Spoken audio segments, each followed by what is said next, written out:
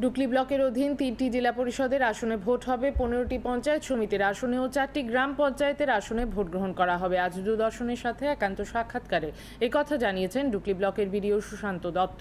তিনি জানান ৪৮৬ জন ভোট কর্মীকে নিযুক্ত করা হয়েছে। আজ ভোট কর্মীদের ভোট সামগ্রী প্রদান করা হয় বলে তিনি জানান। আগামীকাল ভোট কর্মীরা ভোট কেন্দ্রের উদ্দেশ্যে রওনা হবেন বলে তিনি জানিয়েছেন। তো আমাদের ভোট পর্ব প্রায় চূড়ান্ত পর্যায়ে এসে গেছে। আজ ম্যাটেরিয়াল চেকিংয়ের জন্য এসেছিল আমাদের পোলিং পার্টিরা।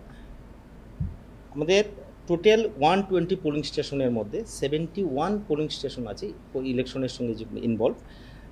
কিছু আনকন্টেস্টেড হয়ে গেছে, যেমন জেলা পরিষদ ছিল আমাদের পাঁচটার মধ্যে দুটো জেলা পরিষদের সিট অলরেডি আনকন্টেস্টেড হয়ে গেছে। গ্রাম পঞ্চায়েত হচ্ছে 15টা, আউট অফ 23 15টার মধ্যে ইলেকশন হবে। আজ পোলিং পার্টিরা ম্যাটেরিয়াল চেকিং করে গেছে। কাল হবে আমাদের ডিসপার্সেল, কাল সকাল 8টার থেকে ডিসপার্সেল হবে। টোটাল 81 পোলিং পার্টি আছে ইনক্লুডিং রিজার্ভ, এবং পোলিং পার্সোনেল 486। পরশুদিন মানে 8 তারিখ সকাল 7টার থেকে ভোট গ্রহণ চলবে।